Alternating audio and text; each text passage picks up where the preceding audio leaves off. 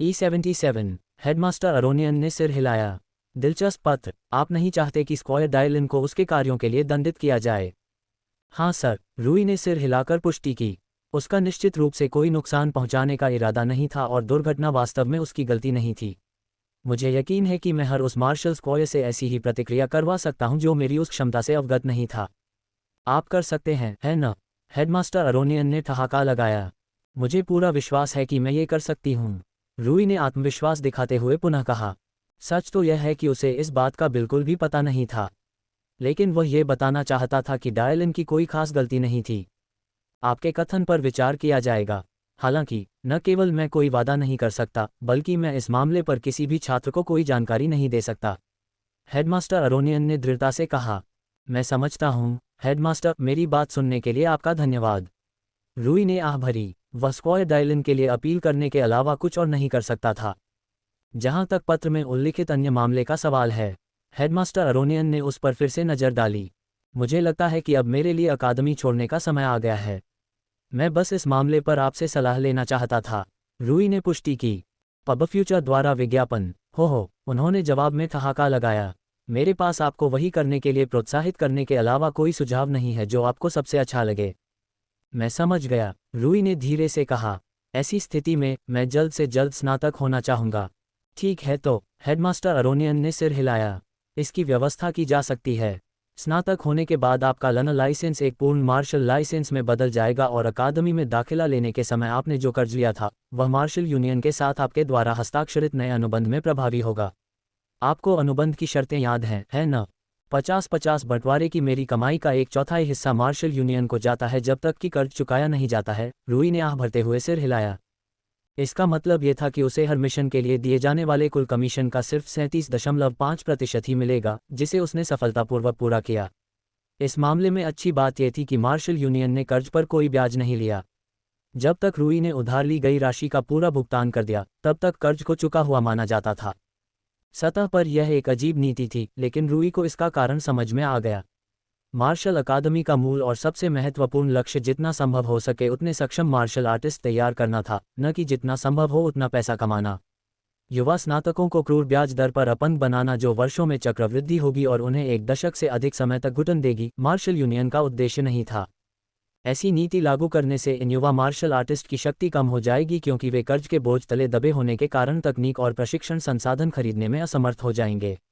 इसके परिणामस्वरूप मिशन पूरा करते समय युवा स्नातकों की मृत्यु दर में भी वृद्धि होगी क्योंकि मिशन पूरा करने के लिए आवश्यक और महत्वपूर्ण उपकरण, जैसे कि औषधियाँ, खरीदने की क्षमता में बाधा उत्पन्न होगी। यह मार्शल यूनियन के लिए एक विनाशकारी परिणाम था। इस प्रकार ऋण पर ब्याज नहीं बढ़ता था, न ही ऋण की कोई समय सीमा थी। इसने युवा स्नातकों को बंधन में नहीं डाला, बल्कि उन पर उच्च दर पर मिशन पूरा करने का दबाव डाला। पब फ्यूचर द्वारा विज्ञापन। यह अच्छी बात है कि तुमने मार्शल क्रेडिट की एकमुश्त राशि जमा कर ली है, हेडमास्टर अरोनियन ने बीच में कहा। क्रेडिट को कैनरियन मुद्रा के साथ बदला जा सकता है और तुम्हें स्नातक होने के तुरंत बाद धन की आवश्यकता होगी। रूई ने सिर हिलाया। एक बार जब वह स्नातक हो गया, तो वह मिशन पूरा करने के लिए आवश्यक संसाधनों को उपलब्ध कराने के लिए मार्शल अकादमी से पैसे नहीं ले सकता था। उसे मार्शल यूनियन द्वारा अनिवार्य और अनुशंसित हर उपकरण, औषधि, मुखौटा और अन्य वस्तु खरीदने की आवश्यकता होगी। इस पूरे समय में मार्शल अकादमी ने उन संसाधनों की आपूर्ति के लिए धन मुहैया कराया था और उसके द्वारा लिए गए ऋण में आवश्यक संसाधनों की 3 साल की आपूर्ति की लागत शामिल थी। मार्शल अकादमी और मार्शल यूनियन के सभी ऋणों को चुकाने के लिए उसे निरंतर मिशनों का एक लंबा समय लगेगा। क्या आपने तय कर लिया है कि आपको किस प्रकार के मिशन में सबसे अधिक रुचि है? हेडमास्टर अरोनियन ने पूछा। आमतौर पर मार्शल आर्टिस्ट मार्शल अकादमियों में अपना समय मिशन के प्रत्येक वर्ग की अच्छी समझ प्राप्त करने के लिए बिताते हैं, फिर एक या कभी कभी 2 वर्ग के मिशनों पर टिके रहते हैं। आमतौर पर आक्रामक उन्मुख मार्शल आर्टिस्ट आक्रामक उन्मुख मिशनों और कभी कभी शिकारी श्रेणी के मिशनों पर टिके रहते हैं। रक्षा उन्मुख मार्शल आर्टिस्ट रक्षा श्रेणी के मिशनों और शिकारी श्रेणी के साथ भी ऐसा ही करते हैं। हालांकि गैर विशेषज्ञों के लिए स्थिति आमतौर पर अधिक जटिल थी, खासकर रूई जैसे गैर विशेषज्ञों के लिए जो एक ऑलराउंडर थे। किसी भी वर्ग के मिशनों के प्रति उनका कोई खास लगाव नहीं था। अपने अंतिम प्रशिक्षण चरण से ही उन्होंने ऐसी तकनीकों में महारत हासिल कर ली थी जो उन्हें छाया श्रेणी के मिशनों में भी सक्षम बनाती थीं। मुझे डर है कि मैंने अभी तक फैसला नहीं किया है, रूई ने कहा। मुझे लगता है कि मैं सभी वर्गों से जुड़ा रहूंगा, मुझे उनमें कोई विशेष लगाव नहीं है और मुझे लगता है कि अगर मैं समय समय पर उन सभी से मिशन पूरा करूं तो मेरे लिए बेहतर होगा। मुझे विशेष रूप से आश्चर्य हुआ कि कितने सारे विविध मिशन मेरे लिए उपयुक्त थे, रूई ने कहा। नार्था के साथ प्रतिनिधि मिशनों ने उसे कई तरह के मार्शल आर्टिस्टों के खिलाफ खुद को परखने का मौका दिया। उसने कई बार उसके प्रतिनिधि योद्धा के रूप में काम किया था। मैं समझ गया, हेडमास्टर अरोनियन ने सिर हिलाया। यह एक ऐसा मॉडल है जिसे आप जैसे अधिकांश ऑलराउंडर अपनाते हैं, हालांकि आपके साथ ऐसा होना जरूरी नहीं है। आप ऐसा क्यों कह रहे हैं? रूई ने जिज्ञासा से पूछा। क्योंकि तुमने बहुत सारे व्यक्तिगत कमीशन प्राप्त किए हैं, हेडमास्टर अरोनियन ने सरलता से उत्तर दिया। इसके लिए धन्यवाद, तुम्हें कमीशन के ऐसे अवसर प्राप्त हुए हैं जो अधिकांश मार्शल आर्टिस्टों को नहीं मिलते। रूई ने अजीब तरह से अपना सिर खुजलाया। देश भर के कई कुलीन और धनी ग्राहकों से मिलने वाले कमीशन से उसका इनबॉक्स भर गया था। इसके कई कारण थे। मार्शल कॉन्टेस्ट के फाइनलिस्ट के रूप में उसकी प्रसिद्धि, मार्शल गेम्स में उसकी प्रसिद्धि और स्क्वायरफिलिया कैला की हत्या के कारण उसे मिली प्रसिद्धि। वह कैंड्रियन साम्राज्य के मार्शल हलकों में एक तरह से सेलिब्रिटी बन गया था। वास्तव में वे आमतौर पर काफ़ी लाभदायक होते हैं, प्रधानाध्यापक ने कहा, हालांकि उनकी कठिनाई भी आमतौर पर अधिक होती है।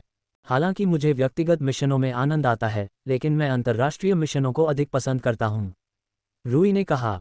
ओह, हेडमास्टर अरोनियन ने दिलचस्पी से भौहें उठाईं। ऐसा क्यों? ठीक है, मैं उनके माध्यम से इस दुनिया के बारे में अधिक जानता हूं, रूई ने उत्तर दिया। यह एक बड़ी विस्तृत दुनिया है, मैं खुद को कैंड्रियन साम्राज्य तक सीमित नहीं रखना चाहता। मैं इस मिशन पर 20 डोमेन का दौरा भी करना चाहता हूं, यदि संभव हो तो। तुम साहसी हो, है न? हेडमास्टर ने हंसते हुए कहा। 20 डोमेन काफ़ी खतरनाक है, तैयार रहो, नहीं तो तुम मर जाओगे।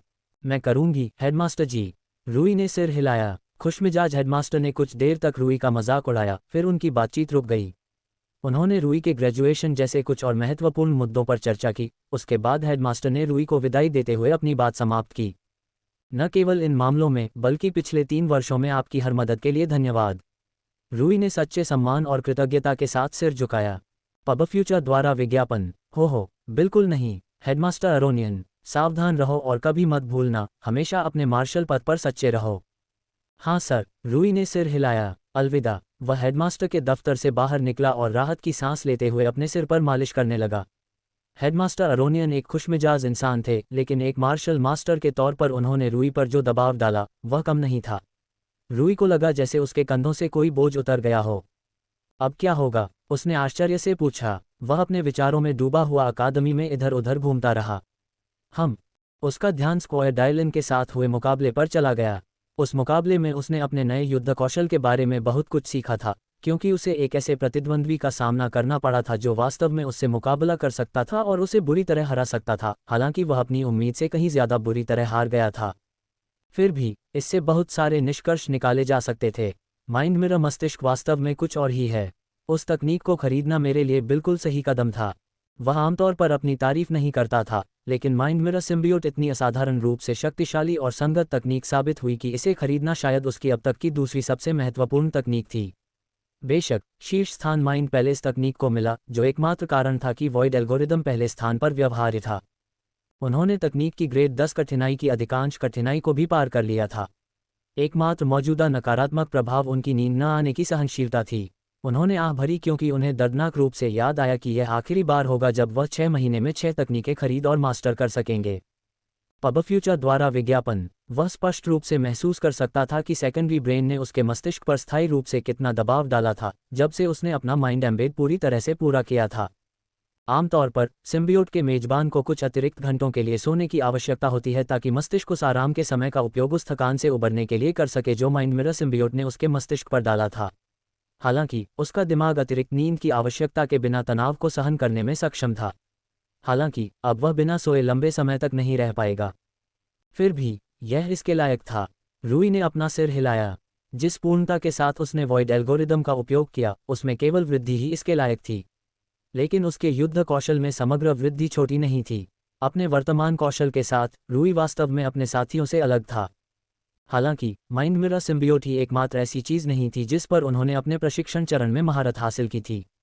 हालांकि इसने निश्चित रूप से सुर्खियां बटोरी थीं, लेकिन यह एकमात्र ऐसी तकनीक नहीं थी जिस पर उन्होंने महारत हासिल की थी। माइंड मास्क तकनीक भी एक शानदार सफलता थी। यह एक चौंकाने वाली सफलता थी। कम से कम वह माइंड मिरर सिम्बियोट के साथ क्या उम्मीद करनी है इसके बारे में तैयार था, लेकिन वह माइंड मास्क तकनीक के परिणामों से बिल्कुल हैरान था। आखिर उसे कैसे पता था कि वह स्क्वायर स्तर के खतरे और दबाव का अनुमान लगा सकता है? उसने बस अपना सर्वश्रेष्ठ प्रयास किया था। माइंड मिरर सिम्बियोट और माइंड मास्क तकनीकों के बीच की बातचीत लगभग अनुचित रूप से प्रभावी थी। उन दो अजीबोगरीब चीज़ों को एक तरफ रख दे तो बाकी तकनीकें भी काफ़ी ठोस थीं। रूई ने सिर हिलाया। शैडो सटेप तकनीक अपने आप में एक बहुत अच्छी तकनीक थी, हालांकि जब उन्होंने इसे माइंड मास्क तकनीक के साथ जोड़ा तो इसकी प्रभावशीलता काफ़ी बढ़ गई। साथ में वे ग्रेड 9 तकनीकों के बराबर थे, न कि ग्रेड 7 तकनीक के जो मूल रूप से थी। इसके अलावा अगर ब्लिंक के साथ संयोजन में उपयोग किया जाता है तो यह वास्तव में एक ताकत थी जिसे ध्यान में रखा जाना चाहिए। हालांकि यह अभी भी केन की शून्य चरण तकनीक से कम लग रहा था, रूई अपनी चुप्पे क्षमताओं पर गर्व कर सकता था।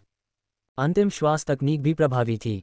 रूई ने सिर हिलाया। उसने इसका इस्तेमाल तब किया था जब स्क्वायर डायलिन ने उसे स्क्वायर स्तर के हमले से दूर कर दिया था। इसने उसके बेहोश होने के बाद भी नुकसान को काफ़ी हद तक कम कर दिया था। यह एक ऐसी तकनीक थी जिसका इस्तेमाल बेहोश होने पर भी किया जा सकता था। रिवरबेरेटिंग लांस निश्चित रूप से अच्छा था, लेकिन दुर्भाग्य से मार्शल स्क्वायर इसे अच्छी तरह समझने के लिए सही प्रतिद्वंद्वी नहीं है। रूई ने बड़बड़ाया। जहां तक शारीरिक बनावट की बात है, मार्शल स्क्वायर मूलतः अति विकसित मानव थे। मार्शल अप्रेंटिस के विपरीत, मार्शल अप्रेंटिस के रूप में उनका आंतरिक शरीर कमज़ोर और आसानी से चोटिल होने वाला नहीं था। इसलिए जब उन्होंने एक मार्शल अप्रेंटिस ने मार्शल स्क्वायर के खिलाफ इसका इस्तेमाल किया तो रिवरबेरेटिंग लांस तकनीक का बहुत ज़्यादा महत्व नहीं था, ये बस उतना प्रभावी नहीं था जितना कि यह था। इस प्रकार उन्हें इस बात की अच्छी समझ नहीं थी कि तकनीक कितनी मजबूत थी। क्या मुझे नार्था को मारना चाहिए? उसने सोचा, फिर अपना सिर हिलाया। मार्शल गेम्स के मार्शल प्रशिक्षु सामान्य रूप से कमज़ोर नहीं थे, लेकिन वे निश्चित रूप से उसके वर्तमान स्तर पर उसके लिए कोई खतरा नहीं थे। लोग या तो बहुत मजबूत होते हैं या बहुत कमज़ोर। उसने आह भरी। उसे आश्चर्य हुआ कि क्या वहाँ कोई और मार्शल अप्रेंटिस भी है जो शायद उसके जैसे अर्ध स्क्वायर स्तर का हो। जानवरों के क्षेत्र में ऐसे जानवर हैं जो मेरी ज़रूरतों को पूरा कर सकते हैं। रूई ने ज़ोर से सोचा। अगर मार्शल आर्टिस्ट इसे काटने में सक्षम नहीं थे तो शायद शक्तिशाली प्रशिक्षु स्तर के जानवर कर सकते थे। आखिरकार क्या रिवरबेरेटिंग लांस तकनीक को खरीदने का पूरा उद्देश्य बड़े शरीर वाले जानवरों को नुकसान पहुंचाना नहीं था? रूई ने कंधे उचकाए। ठीक है, क्यों नहीं। उसने इसे अपनी चेकलिस्ट में डाल दिया। उसने अपने अंतिम प्रशिक्षण चरण में प्रवेश करने से पहले 20 डोमेन में प्रवेश करने की योजना बनाई थी, लेकिन उससे पहले अभी भी कुछ करना बाकी है। रूई ने धीरे से कहा। 1 सप्ताह बीत गया। मार्शल अकादमी के कई मार्शल प्रशिक्षु ऊंचे मंच के सामने मार्शल अकादमी के मुख्य हॉल में एकत्र हुए थे। मंच पर हेडमास्टर अरोनियन बैठे थे। उन्होंने अपने सामने मौजूद सभी मार्शल प्रशिक्षुओं को देखा और फिर उन्हें संबोधित किया। आज हम आप सभी में से एक साथी की स्नातक उपाधि का जश्न मनाने के लिए एकत्र हुए हैं। एक साथी जो अकादमी में शामिल हुआ और अब अपने जीवन में आगे बढ़ने के लिए तैयार है। उन्होंने आगे कहा, मार्शल अकादमी मार्शल आर्ट के लिए एक आश्रय स्थल है। ये फाउंडेशन स्टेज में मार्शल आर्ट के लिए आवश्यक नींव को बढ़ावा देता है, साथ ही एक ऐसा वातावरण भी बनाता है जिसमें आप सभी अपने मार्शल पद की खोज करने से पहले खुद को और मार्शल आर्ट में डुबो सकते हैं। पब फ्यूचर द्वारा विज्ञापन। वह कुछ देर रुका और फिर आगे बोला, लेकिन एक समय ऐसा भी आता है जब तुम्हारा मार्शल पथ इतना गहरा हो जाता है कि उसे एक साधारण अकादमी में समाहित नहीं किया जा सकता। एक दिन तुम सब इस जगह से चले जाओगे जिसने तुम्हारे विकास को बनाए रखा है जैसे जैसे तुम अपने मार्शल पथ पर आगे बढ़ोगे। एक दिन ये जगह एक आश्रय स्थल नहीं रह जाएगी और एक बेड़ी में बदल जाएगी। जब वह दिन आएगा तो तुम चले जाओगे जैसा कि तुम्हें जाना चाहिए। आज अप्रेंटिस रूई क्वारियर के लिए वह दिन है। वह 3 साल पहले इस अकादमी में शामिल हुआ था और आज वह दिन है। वह दिन जब वह इस अकादमी से विदा होगा और एक सच्चा पूर्ण विकसित और स्वतंत्र मार्शल कलाकार बनेगा। कृपया तालियों की गड़गड़ाहट के साथ अप्रेंटिस रूई क्वारियर का विदाई के लिए स्वागत करें। हेडमास्टर अरोनियन ने रूई की ओर इशारा किया। जब वह मंच पर आया, जोरदार तालियों की गड़गड़ाहट में डूब गया। तालियों की गड़गड़ाहट को शांत होने में कुछ सेकंड से ज़्यादा समय लगा। मार्शल अकादमी के मार्शल अप्रेंटिस के मन में उनके लिए बहुत ज़्यादा सम्मान और प्रशंसा विकसित हो गई थी और यह झलकता भी था। वह कई लोगों के लिए प्रेरणा का स्रोत थे जिन्होंने अकादमी में 3 साल की अवधि में उनके खगोलीय उत्थान को देखा था। भीड़ में कुछ मार्शल अप्रेंटिस ही नहीं थे जो मार्शल अकादमी के छात्रों के उनके बैच का हिस्सा थे। हालांकि छात्रों के एक्सप्लोरर स्टेज पर पहुंचने के बाद ये तथ्य मायने नहीं रखता था। आहम। तालियां बजने के बाद रूई ने अपना गला साफ किया। मैं आप सभी को बहुत लंबे उबाऊ भाषण से बोर नहीं करूंगा, खासकर तब जब शायद यह आखिरी बार होगा जब मैं आप सभी से मिलूंगा। पिछले 3 सालों में मैंने आप सभी के साथ अनगिनत मुलाकातें की हैं। हम सभी ने अपने साथियों की गर्मजोशी के साथ खुद को तैयार किया है और परिणामस्वरूप हम सभी मजबूत हुए हैं। मुझे विश्वास है कि अगर आप, मेरे साथी और खासकर आप में से वे लोग न होते जिन्हें मैं सच में दोस्त मानता हूं, तो मैं आज यहाँ नहीं होता। उन्होंने भीड़ में खड़े अपने केन, फे, नेल, हैवर, मिलियाना और डेलिन के मुस्कुराते चेहरों को देखकर मुस्कुराते हुए कहा। मैं आप सभी का धन्यवाद करना चाहूँगा, न केवल मेरे साथियों और दोस्तों का, बल्कि हमारे अकादमी के सभी स्क्वायर प्रशिक्षकों का भी, जिन्होंने मुझे मेरे मार्शल पथ पर आगे बढ़ने और अपनी मार्शल आर्ट विकसित करने में जो मार्गदर्शन दिया है, उसके लिए। मैं प्रशिक्षक काइरी और प्रशिक्षक डायलिन का विशेष धन्यवाद करना चाहूँगा, जिन्होंने अकादमी में मेरे समय में मुझे जो सहायता प्रदान की है। रूई ने उन दोनों का उल्लेख किया। मैं हेडमास्टर अरोनियन का धन्यवाद करना चाहूँगा, जिन्होंने जब भी मुझे इसकी आवश्यकता पड़ी, अपनी बुद्धिमत्ता से मेरी सहायता की। मैं मार्शल अकादमी के सभी कर्मचारियों का धन्यवाद करना चाहूँगा, जिन्होंने ये सुनिश्चित किया कि यह विशाल और जटिल संस्थान हमेशा सुचारू रूप से चलता रहे। मेरे लिए आपने जो कुछ भी किया है, उसके लिए आप सभी का धन्यवाद। अब मैं अपने जीवन के अगले चरण में अगला कदम रखूंगा और मुझे आशा है कि आप सभी अपने मार्शल पथ की खोज में सफल होंगे। धन्यवाद और अलविदा। उन्होंने न केवल मार्शल अप्रेंटिस बल्कि दीक्षांत समारोह में उपस्थित सभी लोगों की ओर से जोरदार ताली बजाते हुए सिर झुकाया। रूई के मंच से उतरकर भीड़ में जाने से पहले पूरे हॉल में तालियों की गड़गड़ाहट गूंज उठी। उन्होंने सभी से बातचीत की, उनकी बधाई और शुभकामनाएं स्वीकार की, जब तक कि वे अपने मित्रों के पास नहीं पहुंच गए। पब फ्यूचर द्वारा विज्ञापन। तो केन ने आह भरी, तुम तो पहले ही जा रहे हो, है ना? तुम्हें वहां बधाई रूई कहना चाहिए। फे ने उसकी ओर एक निराशाजनक नज़र डाली। मेरे ग्रेजुएट होने तक इंतज़ार करो। नेल मुस्कुराए, मैं तुमसे भी ज़्यादा मजबूत हो जाऊंगी। आपके आगे के प्रयासों के लिए शुभकामनाएं। हैवर ने शांतिपूर्वक सिर हिलाकर उसे शुभकामनाएं दीं। ये सोचना बहुत अवास्तविक लगता है कि आप अकादमी छोड़ देंगे, डेलिन ने बड़बड़ाते हुए कहा। बधाई हो। यहाँ तक कि आमतौर पर मूक रहने वाली मिलियाना ने भी उसे शुभकामनाएं दीं। धन्यवाद। रूई ने हंसते हुए सभी को आश्वस्त किया। अगर आप मुझसे पूछें तो कुछ खास नहीं बदला है। हम अभी भी साथ में घूम सकते हैं और मिशन भी साथ में पूरा कर सकते हैं। उन्होंने थोड़ी हंसी मजाक की, फिर उन्होंने उन्हें भावभीनी विदाई दी और केन के साथ अपने छात्रावास के कमरे में वापस चले गए। उसके बिस्तर पर वही पुराना कपड़ा पड़ा था जिसे वह 3 साल पहले मार्शल अकादमी में शामिल होने के समय अपने साथ लाया था। उसे देखकर आज भी उस समय की यादें ताज़ा हो जाती हैं। उसे मार्शल अकादमी छोड़ने का दुख था, लेकिन एक स्वतंत्र पूर्ण मार्शल आर्टिस्ट बनने की उसकी उत्सुकता उससे भी ज़्यादा थी। तो तुम सचमुच जा रहे हो? केन ने आह भरी। रूई ने उसका सामना किया। अरे यार, खुश हो जाओ। तुम अब भी मेरे सबसे अच्छे दोस्त हो। हम अब भी साथ में घूम सकते हैं और मिशन पर जा सकते हैं। हाँ, अब तुम्हारे बिना यहाँ सब कुछ और भी नीरस हो जाएगा। केन ने आह भरी। शायद मुझे भी मार्शल अकादमी छोड़ देनी चाहिए। तुम अकादमी छोड़ने के लिए तैयार हो? रूई ने भौहें उठाईं। आमतौर पर छात्र तब स्नातक होते हैं जब अकादमी उन्हें ज़्यादा उपयोगी नहीं लगती या जब वे मार्शल अकादमी में बने रहने के योग्य नहीं रह जाते। किसी भी स्थिति में मार्शल अकादमी उन्हें स्नातक बनाती है और वे पूर्ण रूप से मार्शल आर्टिस्ट के रूप में काम करते हैं। नहीं, केन ने आह भरते हुए स्वीकार किया। अगर मैं अर्नकार परिवार से जबरन अपनी आज़ादी हासिल करना चाहता हूं तो मुझे और मजबूत होना होगा। इसके अलावा अगर मैं अभी चला गया तो मैं उनके चंगुल में फंस जाऊंगा। ठीक है, रूई ने सिर हिलाया, आह भरते हुए। अपने भविष्य के लिए जो सबसे अच्छा हो वही करो केन, दिन के अंत में यही सबसे महत्वपूर्ण है। हाँ, मुझे पता है, ये शर्म की बात है कि हम अब साथ नहीं रह सकेंगे, केन ने टिप्पणी की। रूई ने उससे कहा, जैसा कि मैंने कहा, हम अभी भी साथ मिलकर मिशन पर जा सकते हैं। तो खुश हो जाओ, यह इतना भी बुरा नहीं है। हाँ, मुझे पता है, केन ने उदास होकर कहा। जल्द ही रूई के लिए मार्शल अकादमी छोड़ने का समय आ गया। उसने मार्शल अकादमी में अपने समय के दौरान बनाए गए कई परिचितों को अलविदा कहने में समय लिया। उसके करीबी दोस्त, सहकर्मी, प्रशिक्षक और अन्य कर्मचारी।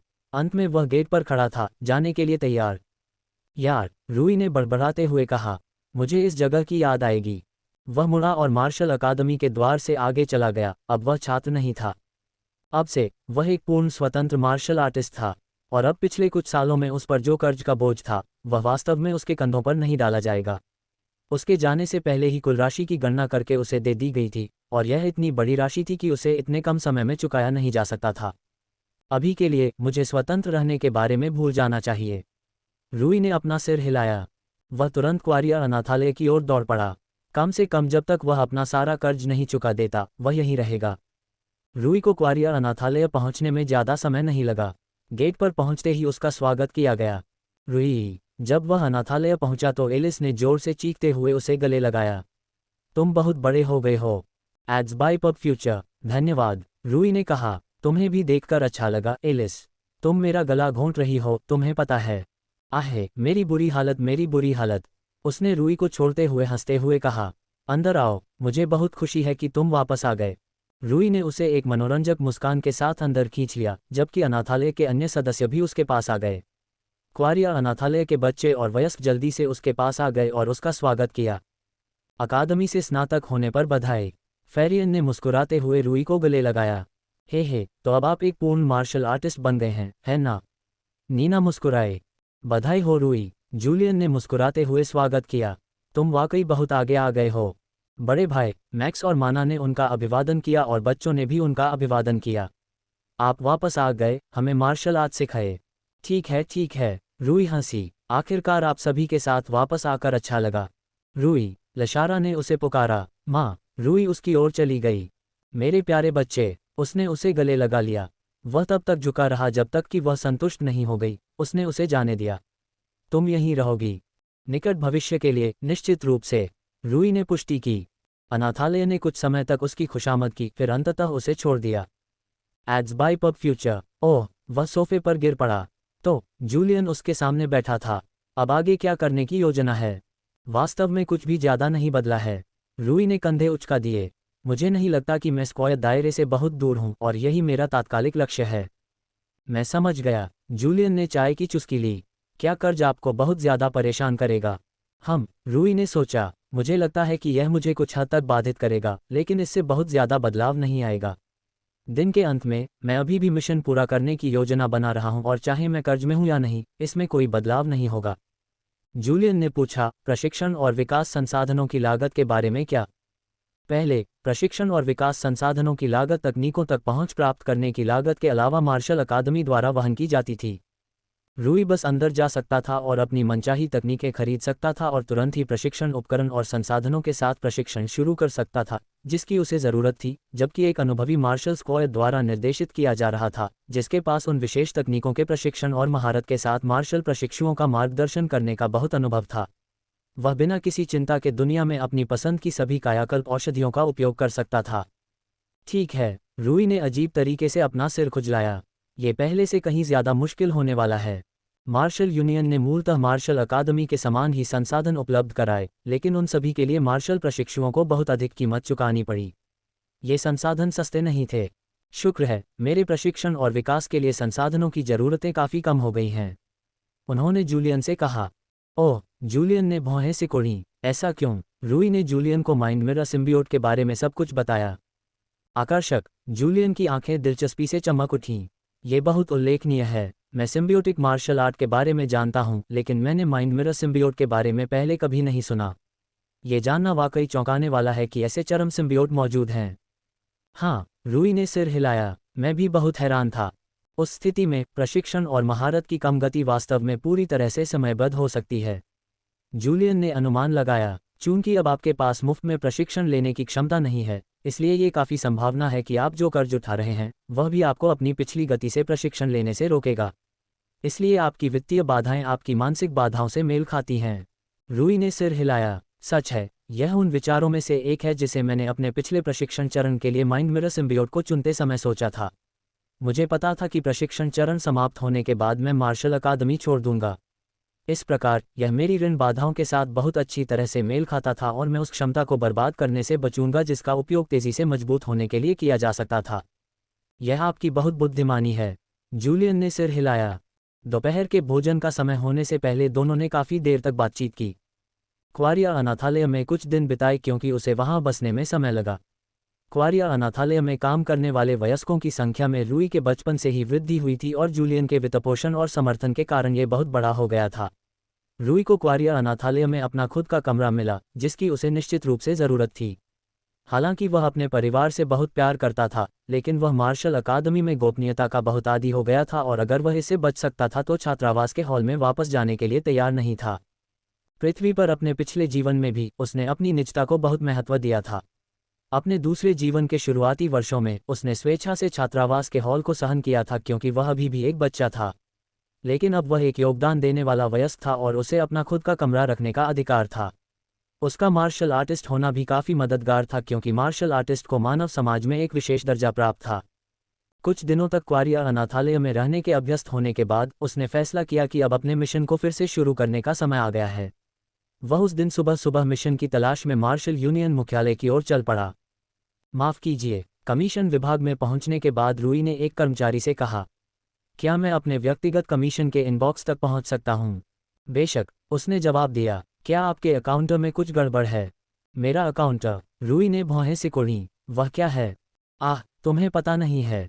उसने अनुमान लगाया। अकाउंटर एक ऐसा उपकरण है जो आपको मार्शल यूनियन में अपने खाते तक पहुंचने की अनुमति देता है, जो आपको मार्शल यूनियन में आपसे संबंधित जानकारी जैसे कि आपकी प्रोफाइल, आपके द्वारा पूरे किए गए मिशनों का डेटा, आपका इनबॉक्स और मार्शल आर्टिस्ट के रूप में आपके अन्य पहलुओं तक पहुंचने की अनुमति देता है। यह आपके और आपसे संपर्क करने वाले अन्य लोगों के बीच आसान संचार की भी अनुमति देता है, चाहे वह मार्शल यूनियन के भीतर से हो या आपसे संपर्क करने में रुचि रखने वाले ग्राहक हों। यह अनिवार्य या आवश्यक नहीं है, लेकिन आमतौर पर इस जानकारी तक त्वरित और आसान पहुंच की आवश्यकता वाले मार्शल आर्टिस्ट इसे खरीदते हैं। मैं समझ गया। रूई की आंखें चमक उठीं। मैं इसे कहाँ से खरीद सकता हूँ? आप उन्हें मार्शल यूनियन के वाणिज्यिक विंग से खरीद सकते हैं, उसने जवाब दिया। धन्यवाद। रूई तुरंत कमर्शियल विंग की ओर बढ़ गई। यह मार्शल यूनियन का एक पूरा हिस्सा था जो एक बड़े क्षेत्र में फैला हुआ था। कमर्शियल विंग के भीतर कई सेक्शन थे जो मार्शल आर्टिस्ट के लिए सभी तरह के उत्पाद बेचते थे, जिनमें पोषण, परिधान, मुखौटे, मोनोकुलर और अन्य उपकरण शामिल थे जिन्हें मार्शल आर्टिस्ट आमतौर पर अपने साथ रखते थे या मिशन पूरा करते समय इस्तेमाल करते थे। वाह, रूई ने बड़बड़ाते हुए कहा। उसे ऐसा लगा जैसे वह धरती से किसी विशाल शॉपिंग मॉल परिसर में प्रवेश कर गया हो। लगता है कि यह आखिरी बार नहीं होगा जब मैं यहाँ आऊँगा। अब से उसे शॉपिंग विंग से खुद ही अपनी ज़रूरत की चीज़ें खरीदनी होंगी। अब उसे चीज़ें थाली में परोसकर नहीं दी जाएंगी। माफ़ करें, उन्होंने वाणिज्यिक शाखा के डिजिटल डिवाइस अनुभाग में सहायक स्टाफ के सदस्यों में से एक को संबोधित किया। मैं एक अकाउंटर की तलाश में हूँ। बेशक, उसने जवाब दिया। आप किस तरह के अकाउंटेंट की तलाश में हैं? इन उपकरणों के बारे में मेरी जानकारी बहुत कम है, लेकिन मैं ऐसा उपकरण चाहूँगा जो लंबे समय तक चले और अकाउंटर की बुनियादी विशेषताओं में उच्च कार्यक्षमता वाला हो। इसका मतलब है कि मैं हर समय अपनी प्रोफाइल और इनबॉक्स तक विश्वसनीय तरीके से पहुंच सकता हूं और लोगों से विश्वसनीय तरीके से संपर्क कर सकता हूं। हालांकि मुझे किसी अतिरिक्त सुविधा की आवश्यकता नहीं है। समझ गया। उस स्थिति में मैं आपको SM-16 की सलाह दूंगा। उसने एक उत्पाद वाला डिब्बा निकाला। यह मार्शल यूनियन द्वारा विकसित मानक मॉडल श्रृंखला का हिस्सा है, जो विशेष रूप से इसकी बुनियादी विशेषताओं में इसकी विश्वसनीयता के लिए बनाया गया है। ये सबसे आम नो नॉनसेंस प्रकार के डिजिटल अकाउंटर्स में से एक है जो आपको किसी भी समय इस पर भरोसा करने की अनुमति देता है। रूई ने सिर हिलाया। इसकी कीमत कितनी है?